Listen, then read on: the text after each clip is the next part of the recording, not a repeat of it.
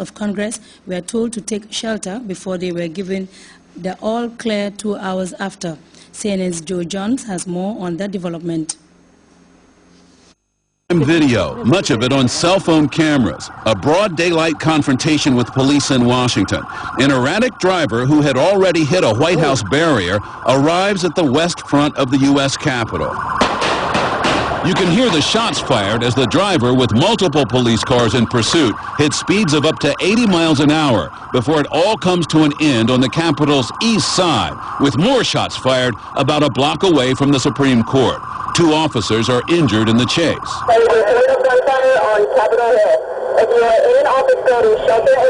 And as the public address system sounding at the Capitol complex warns everyone to hunker down, a stunning surprise. The driver police were shooting at and killed was a woman with a small child in the back seat who is unharmed.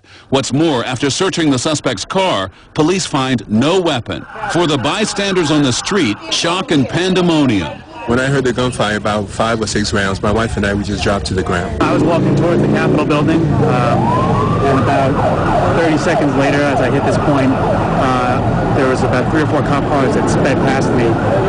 About another 30 seconds after that, I heard a series of loud pops, like a gun going off. Looked like it was from outside.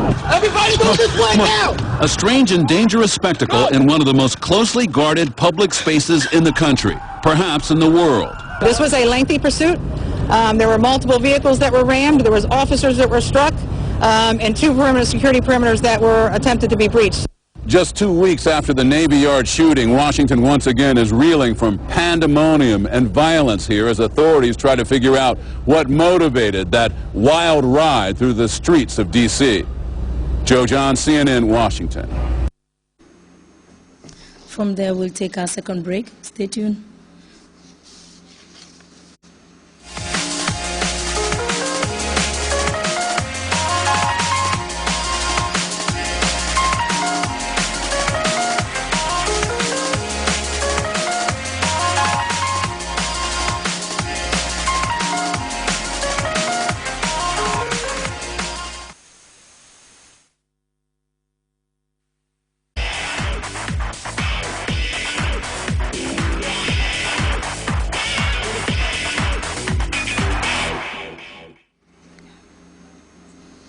Welcome back.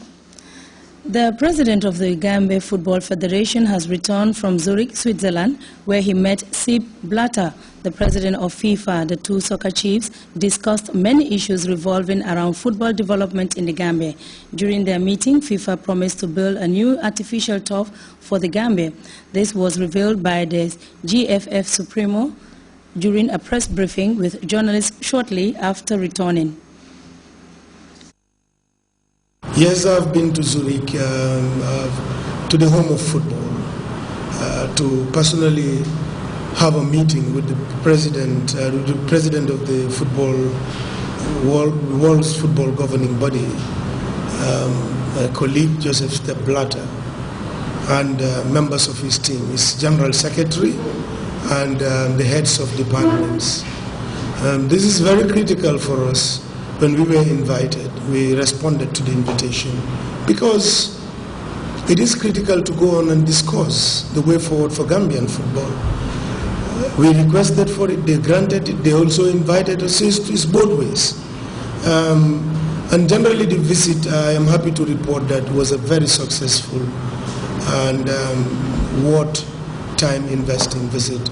It was a visit that actually set the pace for what we want to do in terms of football development in the Gambia. I bring you sincere and warm greetings from President Blatter and his team. We brought you some good news, and this good news has to do with our development aspirations in terms of football. Even before we put pen to paper, we are happy to report that President Blatter and team has agreed to give us another project in the form of an artificial turf, which we intend to locate in the provinces. It's the wish of my executive that we have promised to develop football across the country, and pitches are a sine qua non in terms of helping to develop football. So we have a project on developing an artificial turf in the provinces, a location that we will come back to you with. The second project that they've agreed to support is actually the facelifting or the refurbishment of the National Technical Training Center. Of course, we're still making, the executive is still being engaged, and we'll come back to the public when we make a decision, because we have that versus another project to choose from. But to refurbish the National Technical Training Center or the Center of Excellence for us is very critical, and they have agreed to look at how to support us in that endeavor. The FIFA has also agreed to support us with a program called Performance, and Performance is a program of assessment. In the run-up to our elections, you've heard me several times say we are going to conduct a comprehensive assessment of the status of football in the Gambia. Based on that, we will make informed decisions. We're going to educate ourselves, and we want to transform the Gambia Football Federation into a learning organization, a learning institution, where we will learn from our actions and ensure that whatever we do, we're not repeating what did not work well. So they've agreed to support us in that process, even though we have started and we've gone very far. But to put it into context, the performance will be coming sometime in 2014.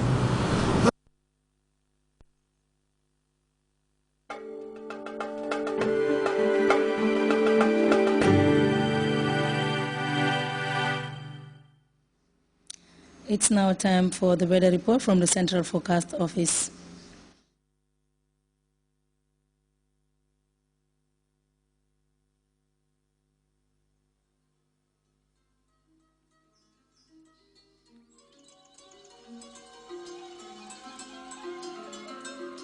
The source assures us of a continuous flow, and from there, everything follows. And for those of us who know what the River Gambia stands for, understanding its sustainability in all aspects of life is easily confirmed. The River Gambia provides nutritious delicacies as food, while it provides its wildlife a balanced ecosystem. This river, as a sanctuary, is committed to its inhabitants' needs without season. And as you travel along, all these values are replicated in one company, Elton. Just like the River Gambia, leads in its commitment to values that matter most. Elton, championing the vision for a new generation.